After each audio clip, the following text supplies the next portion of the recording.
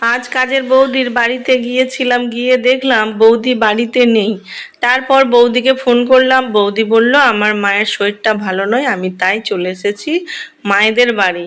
ফ্রিজে পাবদা মাছ আছে, একটু ঝাল করে দিয়ে যা শাশুড়ি মায়ের জন্য। আমি বললাম আচ্ছা ঠিক আছে, কোনো অসুবিধা হবে না, আমি ঝাল করে দিয়ে যাচ্ছি। পাবদা মাছের ঝাল করছি আর 2 পিস মাছ এরকমভাবে ভেঙে গেছে। তারপর মাসিমাকে বললাম মাসিমা 6 পিস মাছ ছিল কি করব।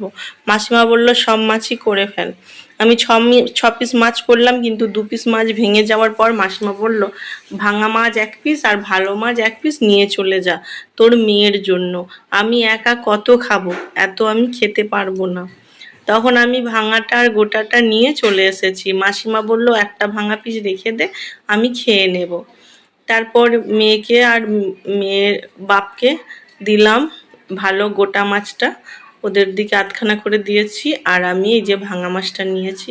তবে পাবদা মাছ এত ভালো লাগে খেতে, আমি সরষে পোস্ত কালো জিরা দিয়ে ঝাল করেছি শুকনো শুকনো।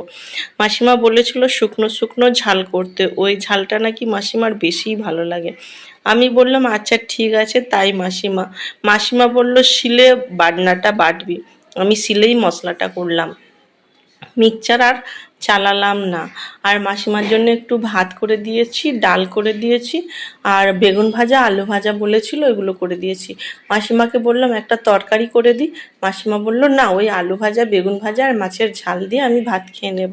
তো মাসিমাকে রান্না টান্না করে দিয়ে সব খাবার টাবার বেড়ে গোছ করে ডাইনিং টেবিলে দিয়ে এসে তারপর বাড়িতে সমস্ত যা যা কাজ ছিল সেই সব কাজ টাজ করলাম। কাজ টাজ করে এই যে দুপুরবেলা খেতে বসেছি। খেতে খেতে কত গল্প হলো বরের সাথে।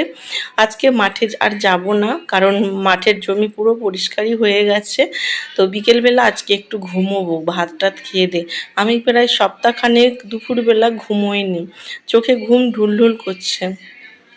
কাজের পরিস্থিতি আর কাজের চাপে ঘুমের দোফা রোফা হয়ে গেছে।